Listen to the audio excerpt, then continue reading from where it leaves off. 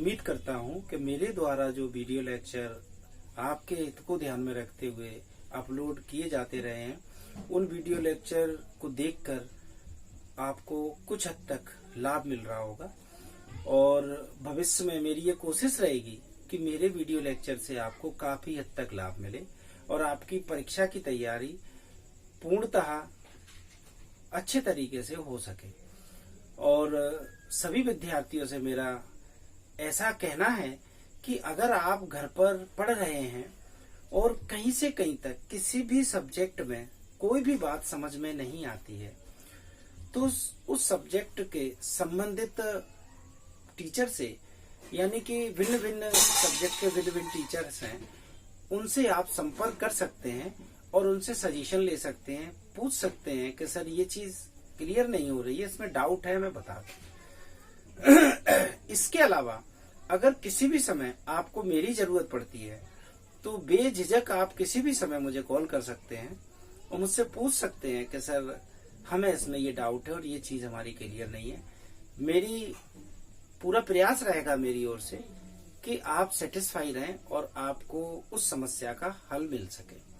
तो विद्यार्थियों, आज का मेरा वीडियो लेक्चर जो है वो आप देख रहे होंगे कि स्टेट बार काउंसिल द्वारा कौन कौन सी कमेटियां बनाई जाती हैं।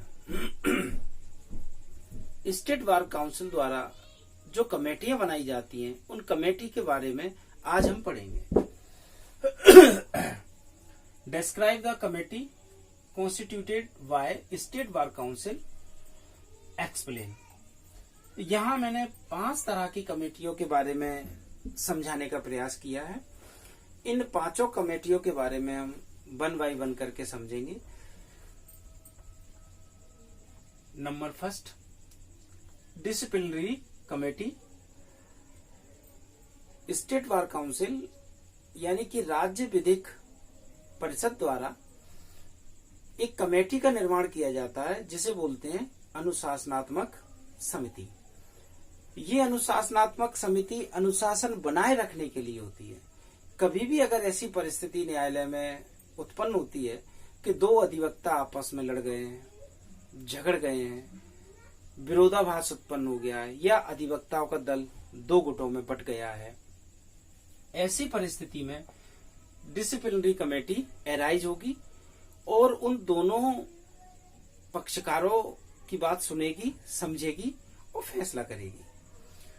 क्योंकि ऐसा नहीं है, हालांकि भाग्य की विडंबना है, जिस न्यायालय में पक्षकार अपना मामला सुलझाने जाते हैं, कई बार ऐसा देखने को आता है कि उसी न्यायालय में जो अधिवक्तागण पक्षकारों के मामले को सुलझाते हैं, उनकी समस्या का निदान करते हैं, वे ही अधिवक्तागण आपस में लड़ झगड़ जाते हैं। तो ऐसी परिस्थिति में अनुशासनात्मक समिति उनकी बात सुनकर, समझकर उनके बीच पारस्परिक समझौता या उनके बीच में मैत्रीपूर्ण संबंध स्थापित करने की कोशिश करती है। इसलिए समिति का गठन होता है। इस समिति में स्टेट बार काउंसिल से 2 सदस्य यहाँ दे रखे हैं मैंने, और 1 सदस्य अधिवक्ताओं के समूह से, यानी कि बार से 1 सदस्य का चुनाव करके लिया जाता है, अधिवक्ताओं के बीच में से 1 अधिवक्ता, और 2 सदस्य स्टेट बार काउंसिल के जो सदस्य हैं उनमें से। इस तरह 3 लोगों को मिलाकर यह कमेटी बनाई जाती है। Number 2, legal aid committee. Legal aid committee प्रत्येक डिस्ट्रिक्ट कोर्ट में होती है, जिसका अधिकारी डीएलओ होता है, और इस कमेटी में मिनिमम कम से कम 5 और अधिकतम 9 सदस्यों की संख्या होती है। लीगल एड कमेटी की स्थापना इसलिए की जाती है जिससे कि कहीं कोई ऐसा पक्षकार है जो आर्थिक परिस्थिति से कमजोर है, आर्थिक रूप से कमजोर है, दृढ़ नहीं है, सरवाइव कर रहा है, हैंड टू माउथ है, ऐसे व्यक्ति को न्यायालय से लाभ दिलाया जा सके, उसे निशुल्क विधिक सहायता दिलाई जा सके। वह असमर्थ है कि किसी अधिवक्ता को शुल्क देकर अपने मामले की पैरवी करवा सके। ऐसी परिस्थिति में उसे निशुल्क विधिक सहायता दिलाई जाएगी और वहां से एक अधिवक्ता उसे मिलेगा जो उस पक्षकार की ओर से न्यायालय में पैरवी करेगा। इस हेतु लीगल एड कमेटी का गठन किया जाता है। थर्ड, एग्जीक्यूटिव कमेटी, कार्यकारिणी समिति। ये विधिक सहायता समिति हो गई, ये अनुशासनात्मक समिति हो गई, ये कार्यकारिणी समिति। कार्यकारिणी समिति का गठन स्टेट बार काउंसिल द्वारा ही किया जाता है और इसमें काउंसिल के 5 सदस्य होते हैं, बाकी बाहर से कोई अन्य सदस्य इसमें नहीं लिए जाते हैं। Fourth, enrolment committee. Enrolment committee का गठन जब स्टेट बार काउंसिल द्वारा किया जाता है तो इसमें सदस्यों की संख्या अनिर्धारित रहती है।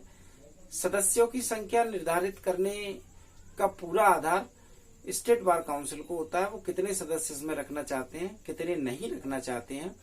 और अनिर्धारित रखने का कारण के समय अनुसार जैसी स्थिति होती है वैसे सदस्यों की संख्या कम या ज्यादा कर दी जाती है। Fifth, education committee.